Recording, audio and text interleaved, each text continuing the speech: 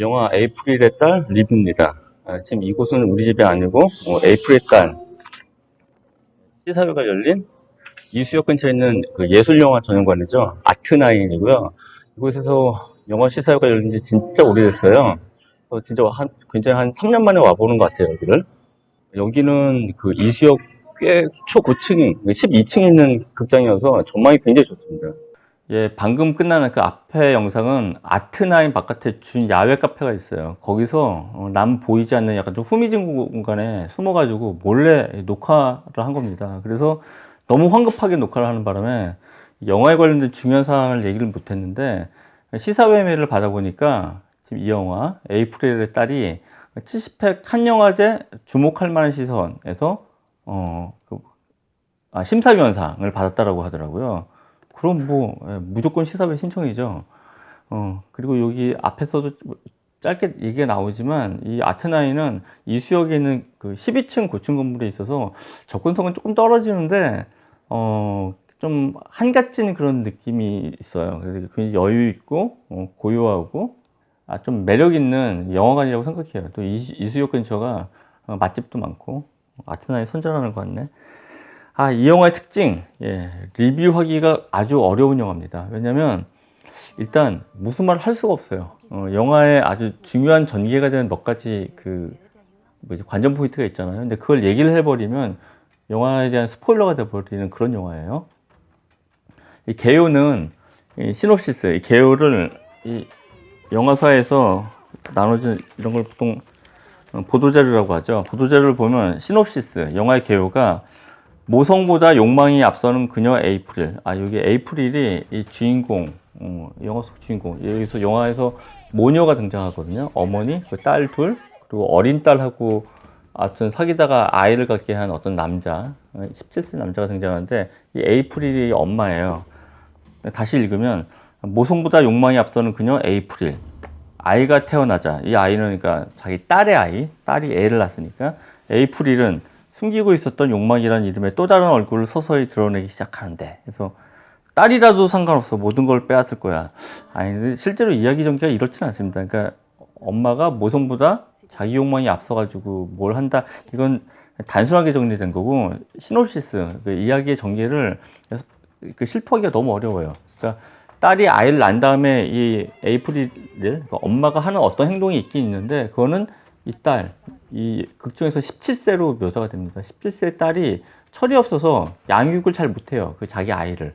그래서 어떤 선택으로 인해서 빚어지는 일이고, 그 자기 욕망, 그 어머니의 그 자기 욕망, 설명할 수 없는 그 자기 욕망이 발현되는 그 시점도 어떤 의도됐다라거나 아주 그런 게 아니라 우발적이고 아주 비계획적으로 일어나는 그런 욕망의 발현이에요. 답답하죠. 무슨 얘기인지 잘 모르겠어서. 아무튼, 이 정도로만 밝힐 수가 있어요. 제가 볼 때. 그래서 한 가지 좀 팁을 주면 영화에서 총 2번의 반전이 영화 속에 나와요. 이 2개의 반전은 아주 어쩌면 불륜적인 반전인데 잘 따져보면 현실에서 분명히 일어날 수도 있는 그런 반전이거든요. 극히 드물지만. 그렇기 때문에 영화를 보면서 이런 반전이 나올 때마다 터무니없다는 생각이 별로 안 들어요. 인간이 저럴 수도 있다. 그리고 여성이 저럴 수 있다. 혹은 엄마가 저럴 수도 있다. 라고 생각을 하게 되기 때문에 더 이게 뜨끔하게 다가오는 거라고 저는 생각을 하면서 영화를 봤어요. 영화의 아주 주된 개요는 이런 거거든요.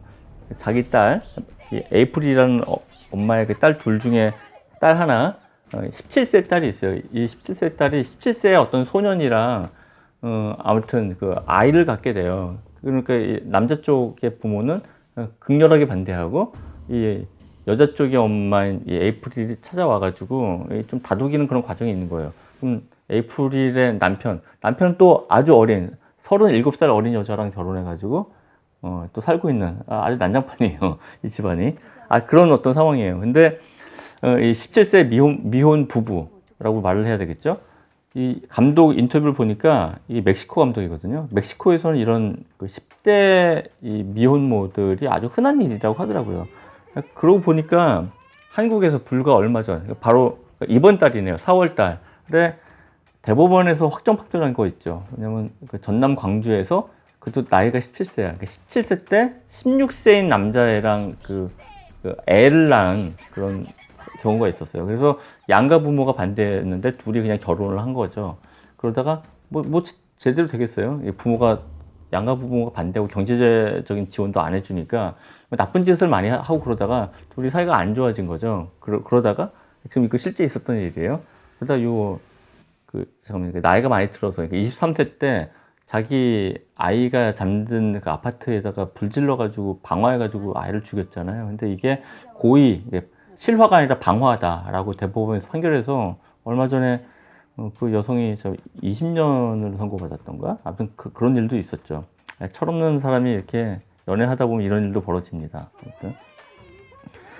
이 영화를 다 본 사람들끼리 대화를 할 수 있는데, 영화를 안 본 사람한테 이야기를 갖다 전달하기는 굉장히 어려워요. 그래서 그게 스포일러가 곧 되기 때문에, 그래서 이 영화의 스타일만, 그리고 제가 느낀 그 느낌만 좀 말씀드릴 수밖에 없을 것 같아요.